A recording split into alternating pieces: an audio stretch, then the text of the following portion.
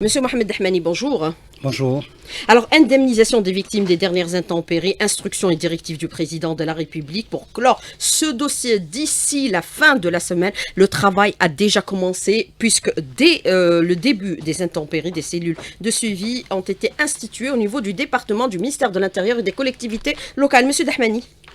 Oui, merci tout d'abord pour l'invitation et cette occasion que vous nous donnez au ministère de dire ce qui a été fait à l'occasion, de ce sinistre qui vient de toucher essentiellement la wilaya de Tipaza.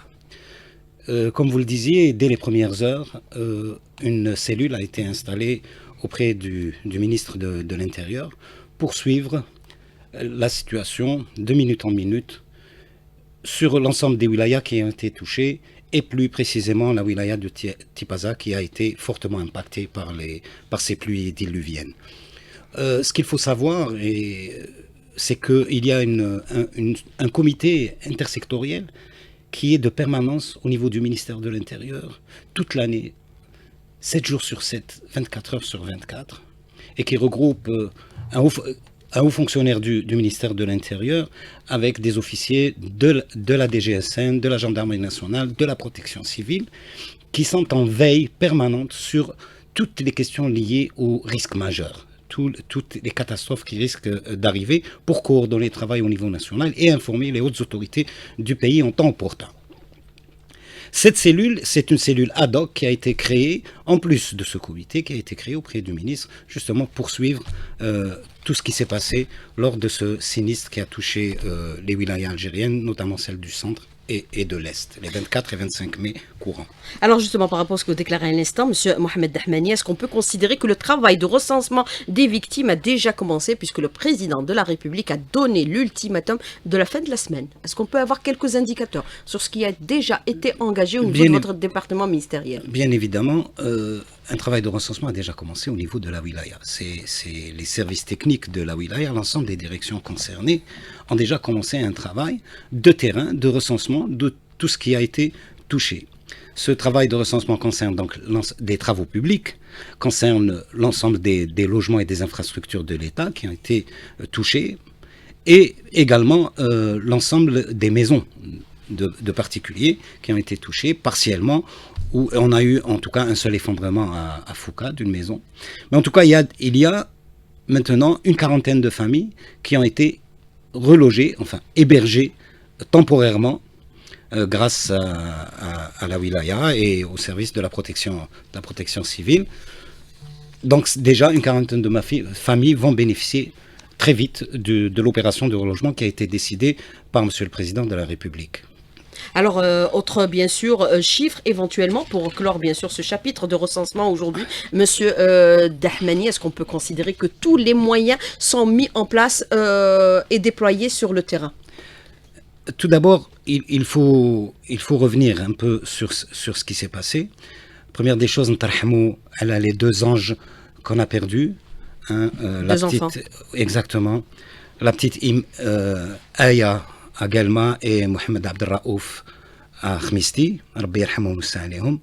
Ce que je voudrais dire, c'est que si on a eu 2 morts, il faut savoir aussi que la Direction générale de la protection civile, qui a mis en place des équipes, qui a mobilisé plus de 1100 agents, 110 plongeurs, qui a fait 278 interventions sur le territoire national, qui ont couvert 102 communes du territoire national. Et toutes ces interventions ont permis de sauver 220 personnes qui étaient en situation de danger imminent. Leur vie était en danger. Donc c'est vrai que nous avons perdu 2 jeunes enfants, mais il faut que les gens sachent que nous avons sauvé près de 200 vies de personnes qui étaient en situation vraiment dangereuse, qui ont été sauvées par la protection civile. Maintenant, pour les moyens qui ont été mis en place pour venir en aide, notamment à la wilaya de Tipaza, parce qu'il faut savoir que dans les autres wilayas du pays qui ont été touchées, notamment celle de l'Est, la situation est revenue à la normale. Maintenant, pour la wilaya de Tipaza, durant tout le week-end, et grâce au travail de veille et de coordination qui a été fait au niveau du ministère de l'Intérieur et des collectivités locales de l'aménagement du territoire, nous avons organisé une aide solidaire entre les wilayas du centre avec la wilaya de Tipaza Donc 8 wilayas du centre sont venus en aide à la wilaya de Tipaza. 123 engins ont été mobilisés et envoyés à la wilaya de Tipaza, dont essentiellement 68 camions hydrocureurs. C'est des camions qui permettent de pomper les eaux, bien évidemment, en plus de matériel, de niveleuses, etc. Voilà un peu ce qui a été fait grâce à la coordination qui a été assurée au niveau de notre département ministériel.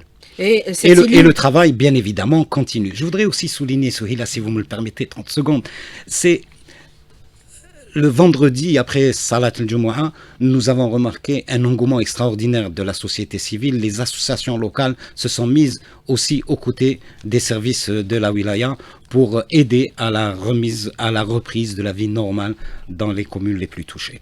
Alors, je voudrais revenir avec vous. Est-ce que ce travail, il est encore assuré au niveau local pour le recensement des populations et pour assurer, bien sûr, sur le terrain, les directives du président de la République qui a ordonné la prise en charge de toutes les familles sinistrées d'ici la fin de la semaine? Le travail est toujours déployé en coordination avec les wilayas touchés fortement par, bien sûr, ce sinistre?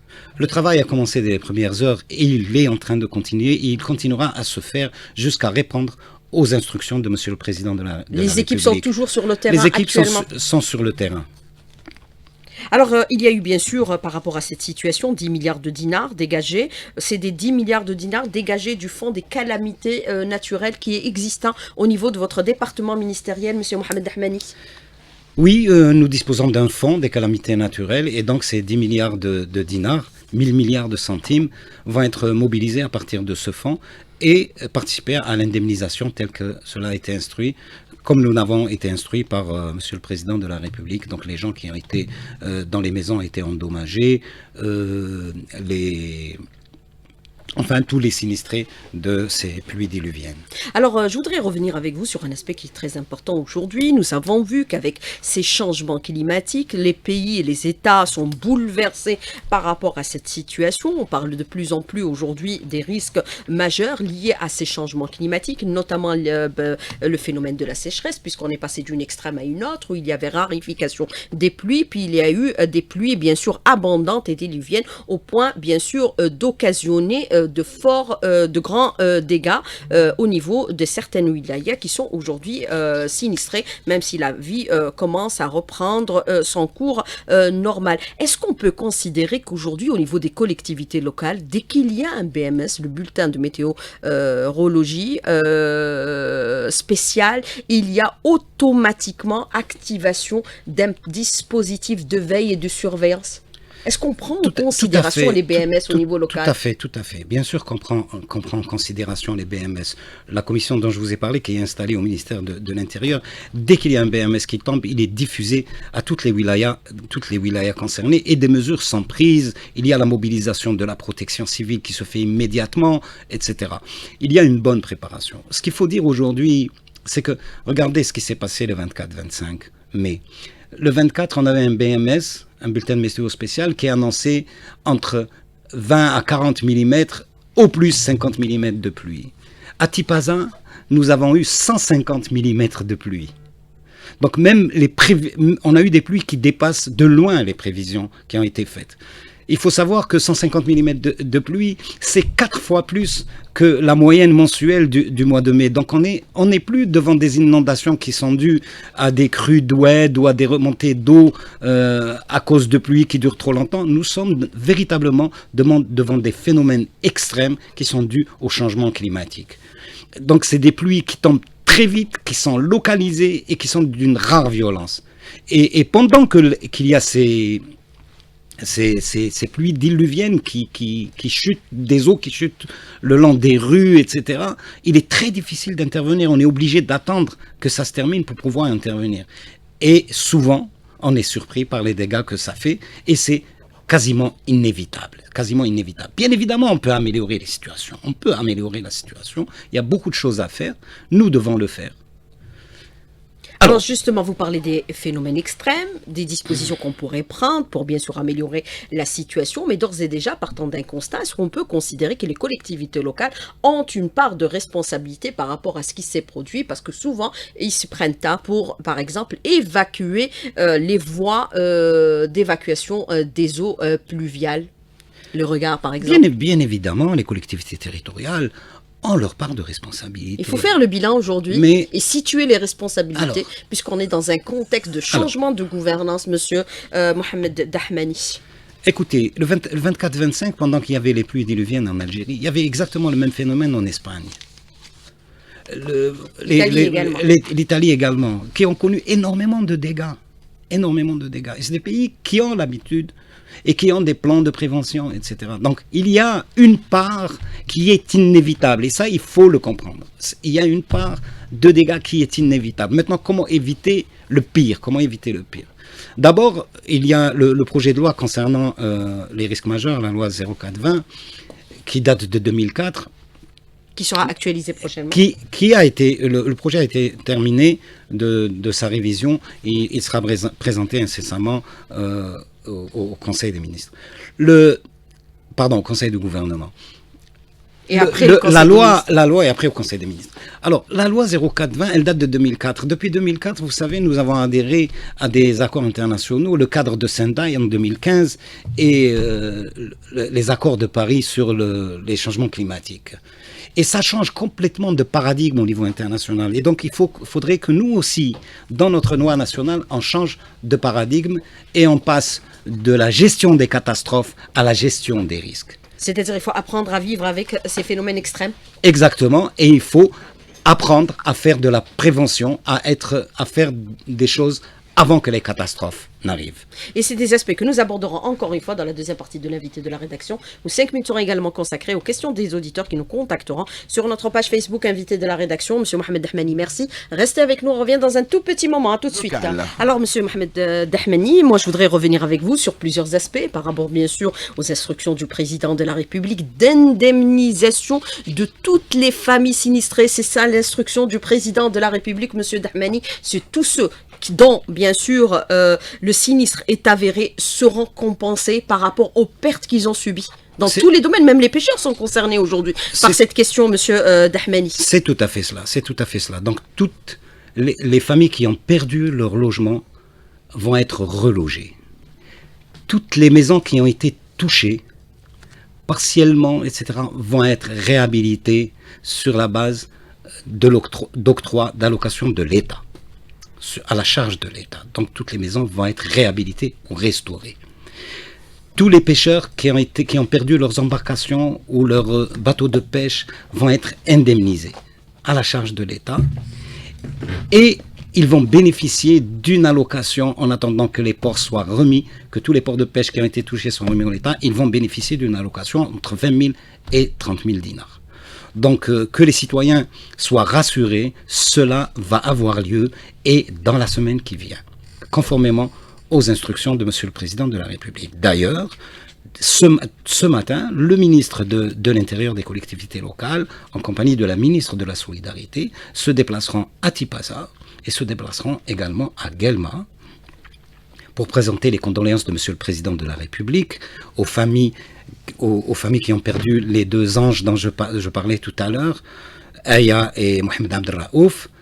Et également, ça permettra au ministre de l'Intérieur de voir avec les autorités locales et donner les instructions nécessaires pour que les choses aillent aussi vite que le désire Monsieur le Président de la République. Alors les walis, bien sûr, de ces wilayas sinistrés sont mobilisés depuis, bien sûr, le début de ces intempéries. Monsieur Mohamed Dahmani, en contact permanent avec, bien sûr, la structure centrale ou la cellule, bien sûr, de suivi a été mise en place. Exactement. La cellule de suivi, dès sa mise en place, a pris contact avec l'ensemble des walis et l'ensemble des structures névralgiques de ces territoires, les services de la protection civile, les services de la sécurité, pour gérer cette situation de crise au mieux et d'informer les plus hautes autorités de toute avancée dans la situation.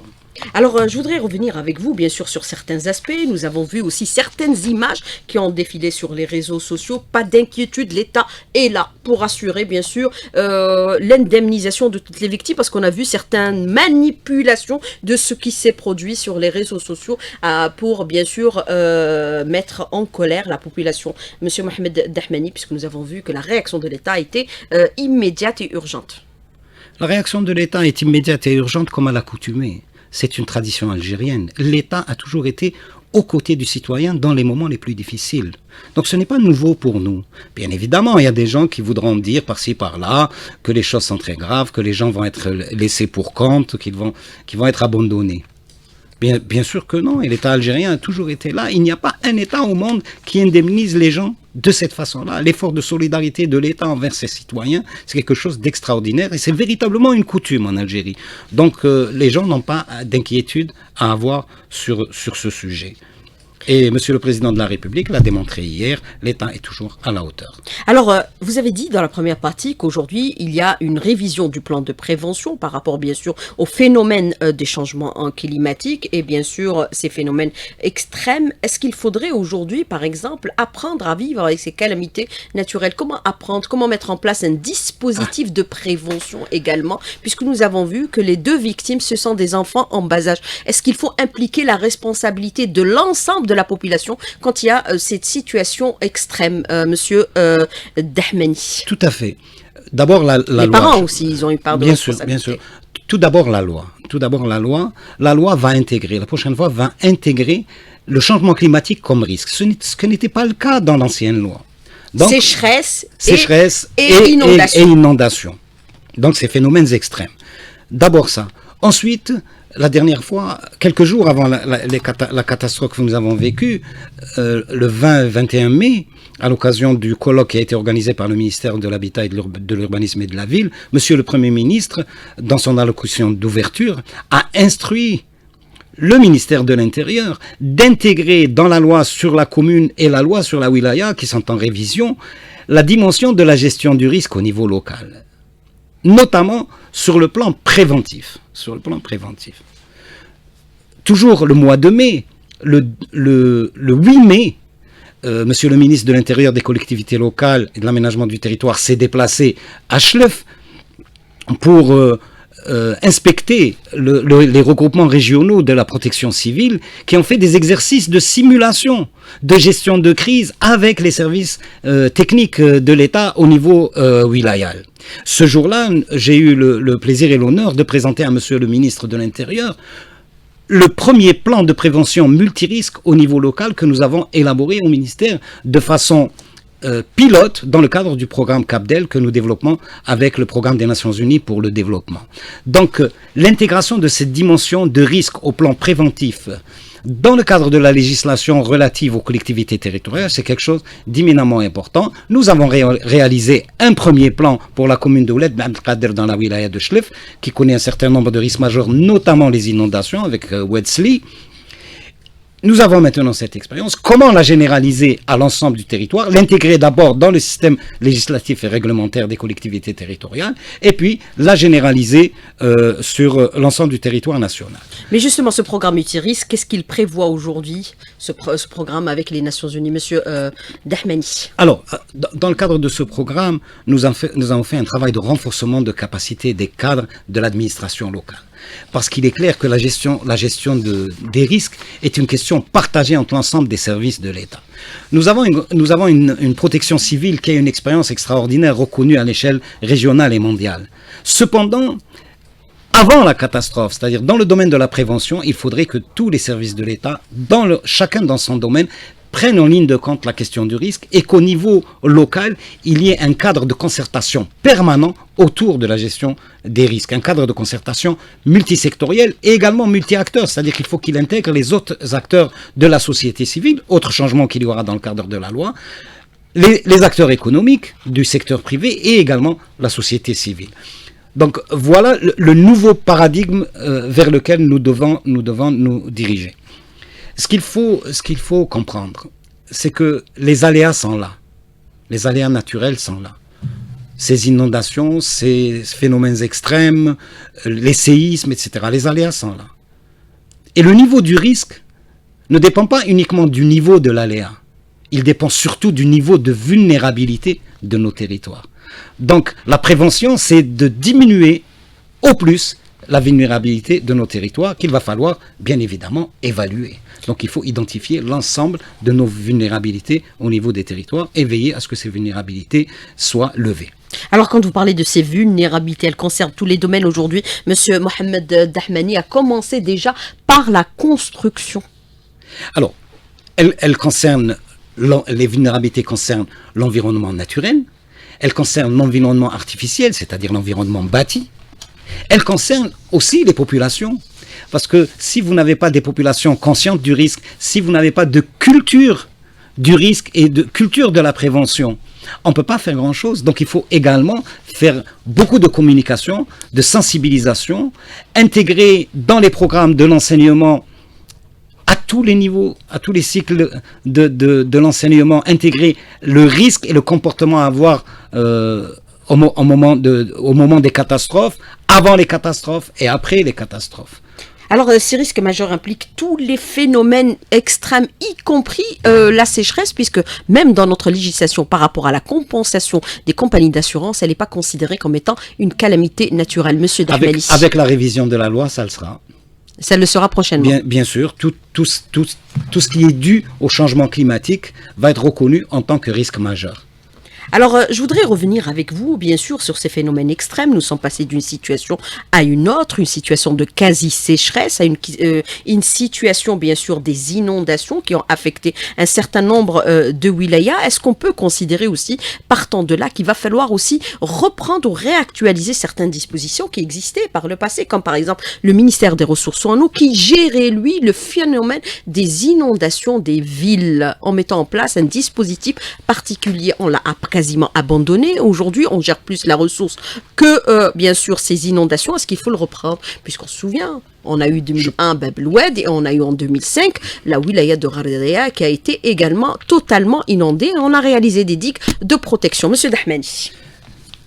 La gestion de risque, je le disais tout à l'heure, est une question intersectorielle. Transversale, touche tous les secteurs. Exactement. À commencer par les collectivités locales, puisque vous rayonnez sur tous les domaines et tous les secteurs. Bien évidemment. Et c'est pour cela qu'il y a une délégation nationale au risque majeur qui a été créée.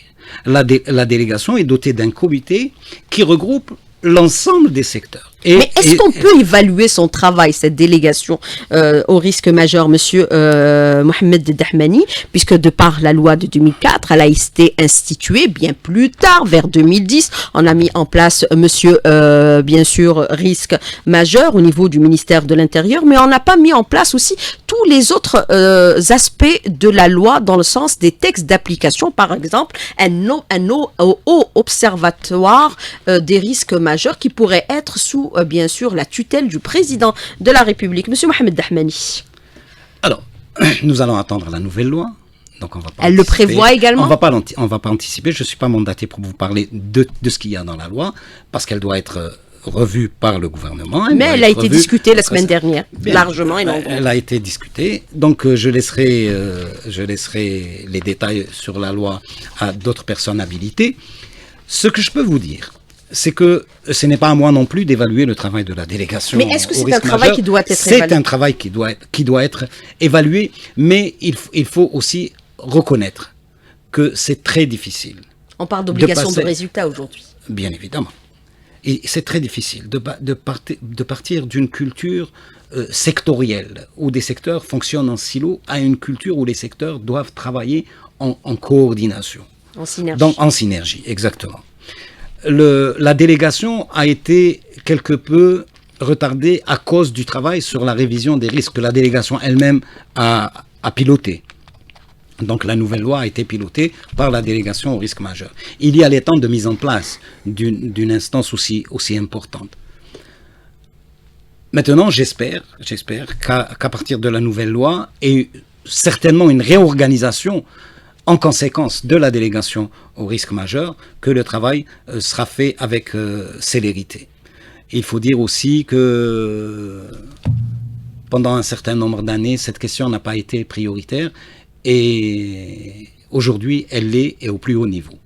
Alors, on a vu hier, bien sûr, la réaction du président de la République qui a pris un certain nombre de dispositions urgentes en direction de la population, qui a ordonné, bien sûr, les indemnisations et les réparations en nature. D'ici la fin de la semaine, le président institue un nouveau modèle de gestion. On l'a vu à travers, bien sûr, plusieurs réunions qu'il a effectuées avec le gouvernement, y compris le Wali, lors des réunions multiples Wali-gouvernement. Est-ce qu'on peut considérer aujourd'hui, et il a bien sûr parlé de l'obligation de résultat, il a parlé aussi aujourd'hui d'être comptable par rapport vis-à-vis du citoyen, placer le citoyen au cœur de toutes les politiques publiques. Ce qu'on constate aujourd'hui, qu'à chaque fois qu'il y a de la pluie torrentielle, il y a ces mêmes catastrophes. Est-ce qu'il faut faire aussi une évaluation de la gestion territoriale, Monsieur Mohamed Dahmani, au niveau, bien sûr, pour situer les responsabilités? Est-ce qu'elles sont réellement du phénomène naturel ou il y a aussi la défaillance des responsables locaux? Quel est votre commentaire justement par rapport à cette question, Monsieur Dahmani? Mon commentaire va être très simple. Tout à l'heure, je disais la responsabilité est partagée. Quand vous avez des pluies diluviennes qui drainent tout ce qui a été jeté dans les rues et ruelles, places publiques, etc., sachets en plastique, du sable déposé, un amas de sable déposé devant une maison qui est en construction, etc., tout ceci en quelques minutes va boucher tous les avaloirs de la ville. L'eau ne circulera plus dans le sous-sol à travers les réseaux, mais circulera en surface, en s'additionnant bien évidemment de l'amont vers l'aval. Mais il faut assurer des avaloirs de façon quotidienne et permanente. Quand bien même les avaloirs sont curés, s'il y a des déchets dans les rues, ils vont se boucher très rapidement parce que ces eaux vont drainer un tas d'objets qu'ils vont trouver sur leur chemin. Donc je crois que la responsabilité est partagée. Nous avons au ministère de l'Intérieur, à travers les collectivités territoriales, mis en place un certain nombre de procédures saisonnières qui sont faites de façon systématique à l'approche des saisons de pluie, etc. Maintenant, on est surpris. On est au mois de mai, on est à la veille du commencement de l'été. Nous sommes surpris par des pluies torrentielles. Elles créent des dégâts. Bon. On a eu des BMS. Oui. Maintenant, pour revenir à votre question, est-ce qu'il faut évaluer la gestion de nos villes et de notre territoire de façon générale? Bien évidemment, il faut le faire. Bien évidemment, il faut le faire. Je disais tout à l'heure que le problème n'est pas dans l'aléa, il est dans le niveau de risque. Et le niveau de risque ne peut être évalué que si on évalue notre vulnérabilité. Donc, il est temps de procéder à une évaluation des vulnérabilités au niveau de nos villes et villages, par rapport à l'ensemble des risques que connaît notre pays, et notamment le séisme et les inondations. C'est ce qui touche le plus les espaces habités. Alors il faut faire dans l'anticipation des risques également, Monsieur Dahmani. C'est exactement. Même si on ne peut pas prévoir, bien sûr, un séisme. On ne peut pas prévoir, mais les intempéries, les pluies, si. Alors maintenant, il y a des modèles scientifiques qui nous permettent de modéliser des situations. On peut, grâce à des outils... vous savez, dans le cadre du programme CAPDEL, on a fait un plan de prévention multirisque, on a fait des simulations d'inondations décennales, cinquantennales, centennales, sur Wedsley, dans la ville de Ouled Ben Abdelkader, pour pouvoir évaluer le niveau de risque et voir qu'est-ce qui est sur le cours de l'eau. Quels sont les établissements publics, quelles sont les habitations qui sont menacées. Pour pouvoir prendre les mesures structurelles et non structurelles pour répondre à ces situations avant même l'arrivée de la catastrophe. Nous avons travaillé avec des experts algériens de l'université de Batna qui maîtrisent complètement leur sujet. Maintenant, il est temps qu'on travaille tous ensemble, qu'on mette en synergie nos connaissances respectives, nos attributions respectives, dans un cadre organisé et concerté, pour aller au plus vite vers l'élaboration de plans de prévention au niveau local, conformément aux instructions qui ont été données et par le Premier ministre et par le ministre de l'Intérieur, tout ça sous le regard bienveillant de Monsieur le Président de la République. Alors, vous avez cette question de l'auditeur très pertinente. Toutes les communes du pays sont dotées d'un bureau où il y a des ingénieurs de l'environnement. Pourquoi ne sont-ils pas associés dans la gestion de tous les risques liés à l'environnement? Car leur rôle actuel est beaucoup plus dans la gestion des déchets. Ils doivent être associés dans la prévention qui commence au niveau communal, au niveau local. C'est la commune, premier responsable. Monsieur Dahmani, je suis d'accord avec cette question de l'auditeur.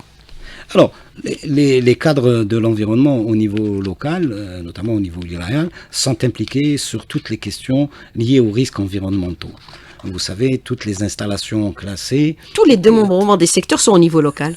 Bien sûr, et notamment ceux de l'environnement. Et ils ont la charge de donner les autorisations pour les établissements classés et donc d'évaluer toutes les études d'impact sur l'environnement qui sont faites. Donc c'est quelque chose qui se fait le plus normalement. Peut-être que le citoyen ne le sait pas. Dis-les également, au les niveau permis communal, de construire, puisqu'on a vu certaines habitations ont été construites sur des terrains qui sont devenus carrément de la boue, des terrains boueux. Comment vous le commentez? Oui. Alors, deux choses. Un, augmenter le niveau de connaissance de nos terrains à l'occasion, avant même de faire des plans d'urbanisme, c'est-à-dire savoir où est-ce qu'on va construire, où est-ce qu'on va autoriser les expansions urbaines. Construire sur des nids d'oued, c'est criminel. Dans les nids d'oued, ce sont des... Si on a construit sur des nids d'oued, les constructions sur les nids on peut qu'à Alger, au niveau d'Alger. Et je peux vous situer les endroits où il y a des constructions sur des nids d'oued. Vous savez, je suis architecte urbaniste, et j'ai vu même en Europe des lotissements qui ont été réalisés sur des lits d'oued, sur des fonds de vallée, et qui ont été inondés aux premières pluies. Et cela à cause de spéculateurs fonciers qui étaient de mèche avec des politiques. Il faut mettre fin à ce type de pratique qui pourrait aussi nous toucher, ou elle nous touche, M. Dahmani, puisque vous allez un peu loin là dans ce que vous déclarez. Alors je vous dis, il faut aller. Le Jazair el-Jadida dont on parle, c'est justement celle-là. Mettre fin à ce type de Bien pratique. sûr, mettre fin à ce... Vous savez, quand la loi de 2008 est venue, la loi 0815 sur la régularisation, etc., elle est venue parce qu'il y avait une réalité, des gens ont construit sans permis de construire. Des gens ont eu des permis de construire, ils ont construit autre chose. Avant 2003, avant le séisme de 2003, on n'obligeait pas les constructeurs d'avoir des dossiers de génie civil. Donc des situations, on risque d'en découvrir à l'avenir, des situations de vulnérabilité. C'est pour ça que je vous dis, il faut évaluer ces vulnérabilités. Et il faut aussi sévir et agir à l'égard de ceux qui construisent dans les nids d'oued, monsieur Je crois qu'aujourd'hui on y est déjà. Monsieur le Président de la République... Il faut tirer les conclusions de ce qui s'est produit récemment. Bien sûr, Monsieur le Président de la République s'était prononcé la dernière fois, quand il s'agissait des démolitions. Il a bien expliqué que je n'ai pas ordonné de démolir. Par contre, j'ai ordonné qu'à l'avenir, il n'était plus permis de construire en dehors du cadre légal et réglementaire. À construire anarchiquement. Exactement. Et ça peut s'assimiler pour ces promotions immobilières comme étant du blanchiment d'argent également. Avons-nous un plan de prévention des risques naturels contre les inondations? Il existe, monsieur? Non, il n'existe pas. Il y a la délégation des risques majeurs élabore un système national de prévention contre les risques d'inondation. Des points noirs ont été détectés sur l'ensemble du territoire, mais des études micro, c'est-à-dire vraiment à l'échelle communale, je dirais à l'échelle réelle, du réel au niveau local, nous n'en avons pas encore. Et c'est justement de cela dont je parlais tout à l'heure, de l'expérience qui a eu lieu à Ouled Ben Abdelkader Achlef. Alors, indemniser, c'est bien, bâtir correctement, c'est encore mieux. Quel est votre commentaire par rapport à ce que déclare l'auditeur, monsieur Dahmani? Bien sûr, je suis entièrement d'accord. Il faut faire des investissements efficients. Construire bien, c'est éviter de dépenser encore de l'argent, souvent pour rien. Donc je suis entièrement d'accord. Il faut construire mieux. Aujourd'hui, nous avons une législation réglementation qui est assez bonne et qui est en voie d'être améliorée avec une nouvelle loi sur l'urbanisme. Donc il faut construire bien. Mais il faut aussi dire que pendant des décennies, cette question n'a pas été prise très au sérieux. C'est-à-dire, je pense aux années, à la décennie noire, par exemple, et aux années 90, où ça a été vraiment l'effort de construction, de l'autoconstruction, on va dire, a été tellement rapide et fort qu'il a dépassé le rythme de l'administration publique. Et donc, ce qui nous a mis devant des situations de fait accompli. Alors, vous avez parlé un peu, bien sûr, de responsabilité partagée entre les institutions, également le comportement du citoyen.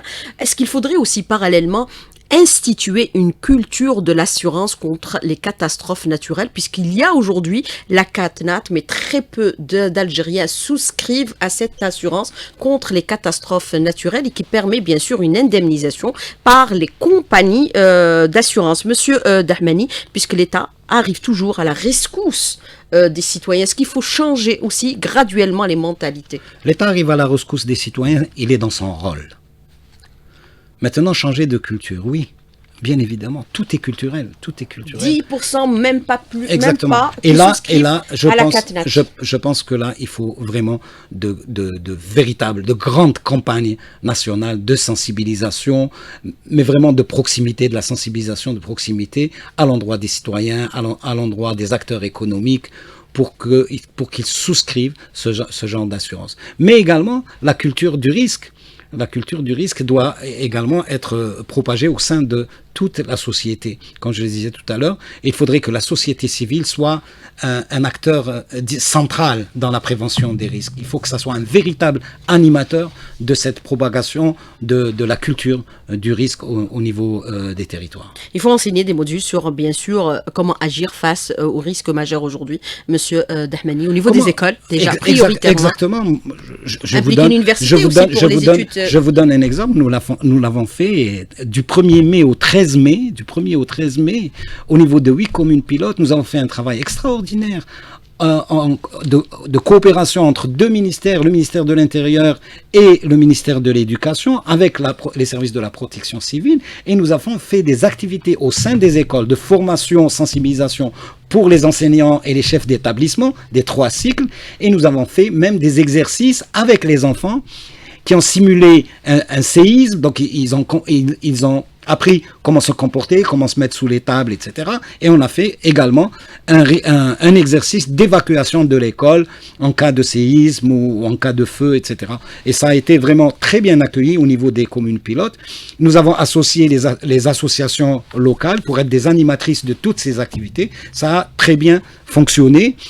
Ça a été bien pris par l'ensemble des acteurs locaux, et je pense que ce genre d'expérience que nous avons menée à titre pilote devrait être généralisé, et nous allons mettre en place une équipe de travail entre nous, le ministère de l'Intérieur et le ministère de l'Éducation, pour voir comment généraliser ce type d'expérience. Alors, il faut tirer les enseignements par rapport à ce qui se produit ce week-end, Monsieur Mohamed Dahmani, puisque nous avons vu que notre pays est exposé à un certain phénomène, bien sûr, de risques majeurs, comme avec l'approche de l'été, bien sûr, les incendies de forêt, pour évaluer les situations, évaluer notre réactivité, de telle sorte à tirer les enseignements rapidement sur la question, la dernière, Monsieur Dahmani. Alors, tirer des leçons, bien évidemment. Il y a quelque chose, et bien sûr, il y a quelque chose de triste, vous savez, il y a quelque chose de triste.